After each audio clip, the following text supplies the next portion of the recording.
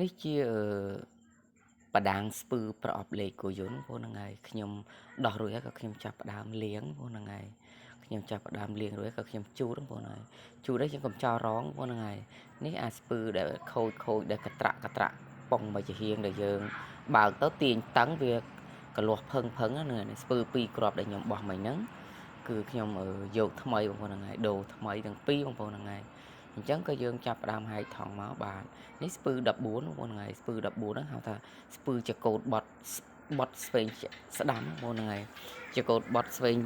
ឆ្វេងស្ដាំគឺស្ពឺហ្នឹងហើយបងប្អូនបាទគឺហៅស្ពឺ14ឬស្ពឺហ្នឹងដាក់ខាងណាក៏បានដែរបងប្អូនបាទហ្នឹងហើយស្ពឺ2គ្រាប់ហ្នឹងក៏យើងដាក់ខាងឆ្វេងក៏បានខាងស្ដាំក៏បានមិនប្រកាន់ទេ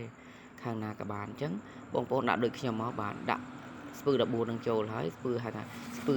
ចាប់បត់ហ្នឹងបងប្អូនហ្នឹងហើយអញ្ចឹងយើងដាក់រសអញ្ចឹងមករួចរងយើងដាក់ផ្កាប់បងប្អូនហ្នឹងហើយដាក់ផ្កាប់អញ្ចឹងមកបាទរួចក៏យើងចាប់ផ្ដើមដាក់បដាងបងប្អូនបាទយកបដាងដាក់ដូចខ្ញុំដាក់អញ្ចឹងមកបាទដាក់បដាងក៏យើងយកអាញូឬបថៅយើងគោះបងប្អូនហ្នឹងហើយគោះឲ្យវាស្មើនឹងបដាងនឹងសាច់បដូលវាហ្នឹងមកឲ្យស្មើមកគឺប៉ុណ្ណឹងបានបាទបងប្អូនហ្នឹងហើយអញ្ចឹងគឺខ្ញុំហែកស្ពឺ14មកគ្រាប់ទៀតអញ្ចឹង2គ្រាប់បាទយើងដូរទាំងឆ្វេងទាំងស្ដាំបងប្អូនហ្នឹងហើយអញ្ចឹងយើងដូរមកជាហៀងយើងសង្ស័យមកជាហៀងព្រោះ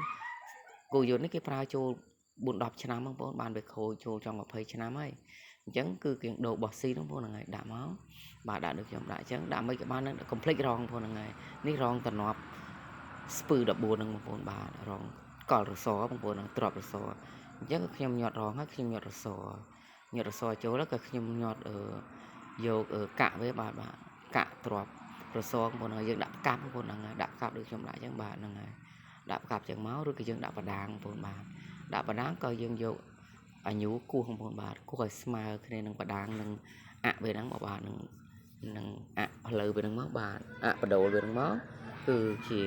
ស្មើស្អាតរួចបាទបងប្អូនហ្នឹងគឺយើងចាប់បត់ឬខ្ញុំចាប់យ៉ាងណាបងប្អូនយកដៃខ្ញុំចាប់មកបាទជាគុំកាពីហ្នឹងចាប់តាគៀបក្តាមចាប់មកគឺយើងបលែងមកធ្លាក់បងប្អូនហ្នឹងផឹង